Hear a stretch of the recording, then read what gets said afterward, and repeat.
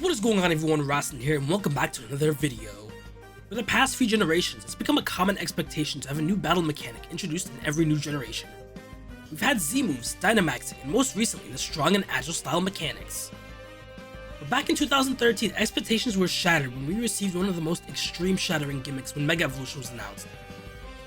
A mysterious phenomenon that could actually allow the player to further evolve their fully evolved Pokemon, or even evolve Pokemon that previously had never evolved before, such as legendary Pokemon.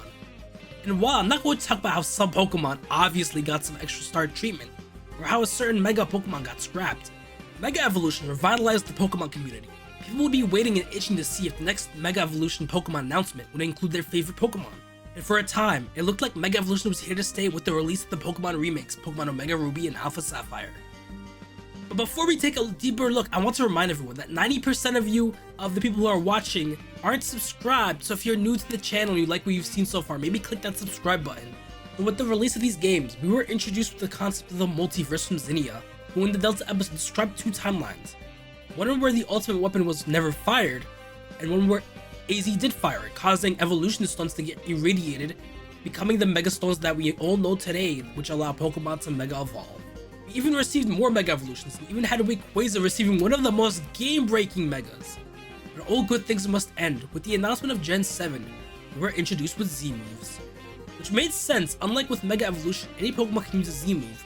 While with Mega Evolution, once you run out of the marketable Pokemon, it becomes harder to market the new Mega Pokemon. But it came as a surprise that we didn't even receive one or two new Mega Evolutions. I even forgot that the mechanic was even included in the Sun and Moon games. It seemed like Game Freak was moving on from the mechanic, and it took a long time to even legally get the missing Mega Stones, with them being slowly trickled out through Wi-Fi events. And by the time the average player was done with the games. Plus, with regional variants being a more optimal way of improving a past Pokemon without having to explain it further than natural selection.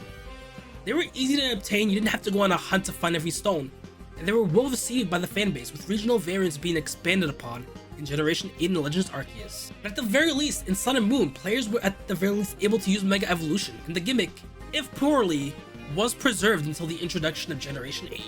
And in Sword and Shield, we were introduced with the new gimmick of Dynamaxing, where you could kaiju-size any Pokemon you had in certain stadiums. But with the introduction of this new gimmick, it seemed that the ability to Mega Evolve or use Z-moves were completely removed from the game code and all. And why Z-moves sort of makes sense with you only being able to get Z crystals in Alola. Early on into the speculation of Gen 8, it was theorized that because Galar was based off of England and France have a shared history, that we would potentially get some new Mega Evolutions, or at the very least, get some lore. The opposite happened and the gimmick was fully locked out.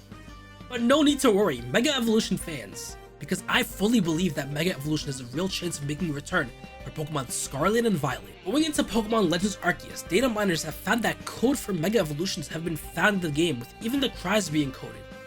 Now why talk about that? This isn't the first time that Game Freak has left in code, but we can't ignore the fact that the code was fully removed in Sword and Shield.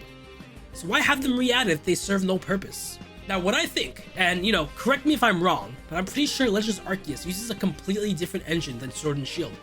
And I'm pretty sure that engine will be what's used for Scarlet and Violet. So Game Freak could be getting ready to reintroduce Mega Evolution for Generation 9. And finally, my arguably biggest reason, the currently unnamed region for Gen 9 is based on Spain. And guess what two countries share a large land border? Well, you guessed right, Spain and France. Kalos and the new region should share a land border. So Game Freak, there is no excuse to not at least have a few Megas across the board, and I firmly believe that the ultimate weapon has something to do with the new unknown gimmick for Gen 9. So having Mega Evolution in those games are a no-brainer, but what do you guys think? Leave that in the comment section down below, and if you enjoyed this video, leave a like and I'll see you all next time.